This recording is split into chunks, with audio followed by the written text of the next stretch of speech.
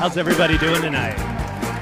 Thank you so much for coming to our viewing party of the Game of Thrones finale. Very much appreciate it. So we're just going to strike all this stuff and put it up there on the screen. No, I'm kidding, of course. On behalf of KPCC and LAist, welcome to the Aratani Theater for Unheard LA.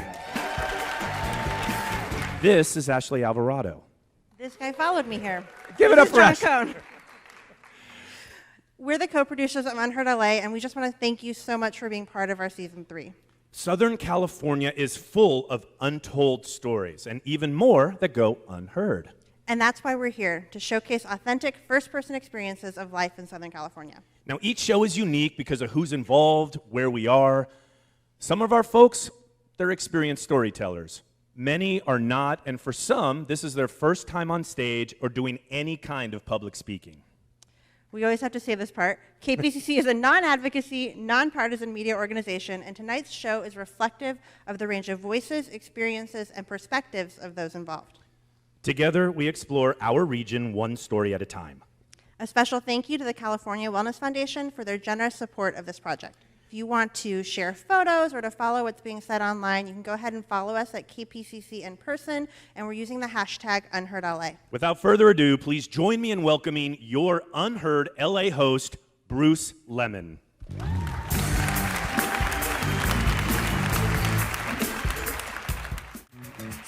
I don't know about you all, but I really enjoy sleeping, but I can't get paid for it. And I need money for frivolous things like food and shelter.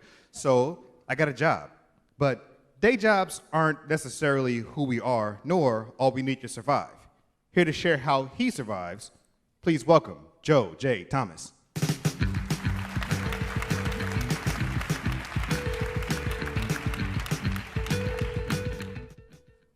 I get killed for a living. It wasn't always this way. I had a 9-to-5 job as a programmer for a Fortune 500 company. I drive in every morning, chat with coworkers, sit at my desk, and write programs all day. Occasional conference calls to talk about projects or processes, and plenty of forms to fill out. Then it was back in the car for the commute home. Cubes, meetings, corporate red tape, you know, normal. But I wasn't fooling anybody. They all knew I was leading a double life. Always tired, mumbling to myself or humming some tune. At night or on weekends, you could find me in dark places, waiting in the shadows to put on a different face, another life for others to watch. I was an actor.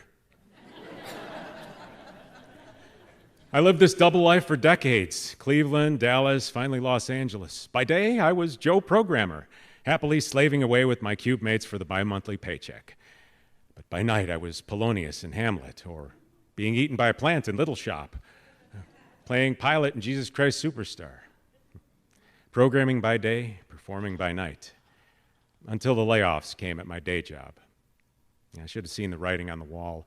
There were always corporate mergers and downsizing or right-sizing. I'd moved from Dallas to Los Angeles with my wife and was working as a remote employee. We were the ones targeted to go. I was fortunate enough to have some savings and even got a bit of a severance pay, but that didn't make it any easier.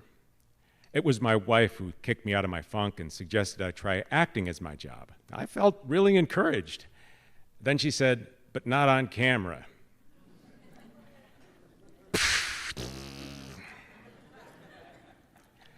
She saved my ego by adding, "There's lots of guys who look like you, but nobody who sound like you." She was right. Years of acting had trained me to create new voices, accents, characters.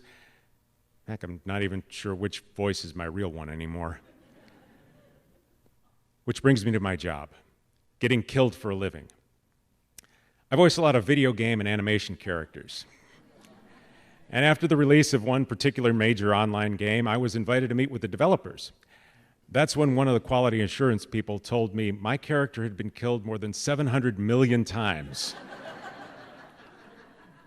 I don't even know how to process that. But through the many games and shows, I've gotten to live other lives. I've been Klingon, ma ta ta.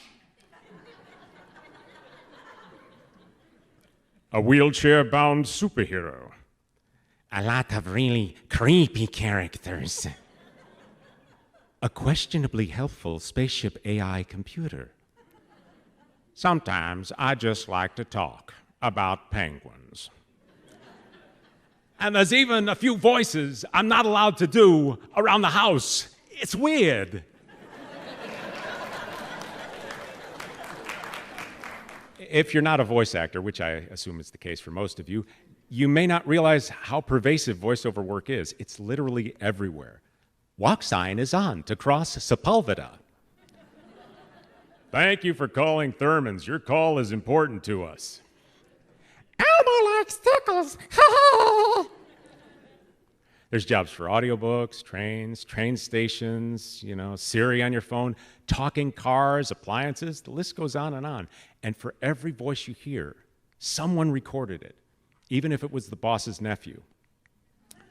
A few of the jobs I've got you might find surprising. If you are ever in a museum in Germany or Switzerland, you may hear my voice welcoming you to the Chocolate Museum, or the Fabric Museum, or the Train Museum.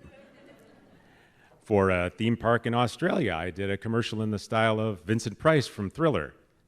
For no mere mortal can resist the evil of the thriller.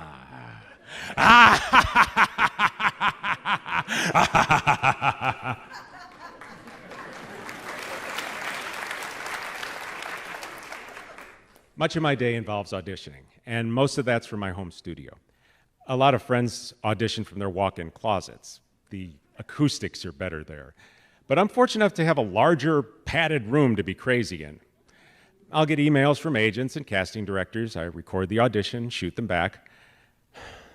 The toughest part of voice acting is the part between the audition and landing a role. You see, 90% of the time, I don't know if I got the job or not. I just transmit my voice out into the Ethernet. Kind of like NASA and the search for extraterrestrial life.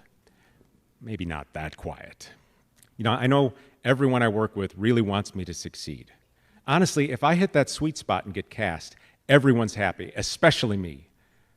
Then there's the work of the job, when I actually get to act and be directed. And that's the most amazing feeling. Bringing a voice in my head to life and having others hear it as alive. I've lived 1,000 lives and died countless times. But I think I've still got quite a few lives left to live.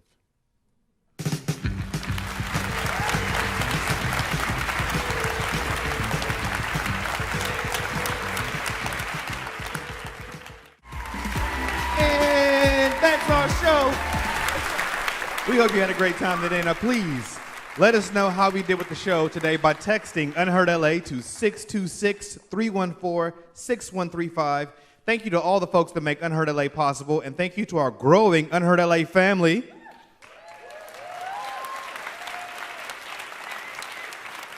The folks here at the Our Tiny Theater and the California Wellness Foundation for their amazing support of this project.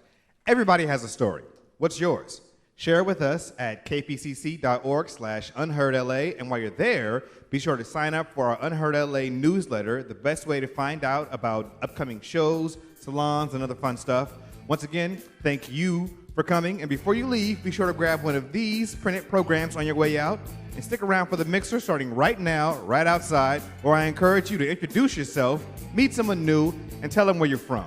And remember, whatever you do, don't leave here tonight with your story unheard. Bless you. Good night.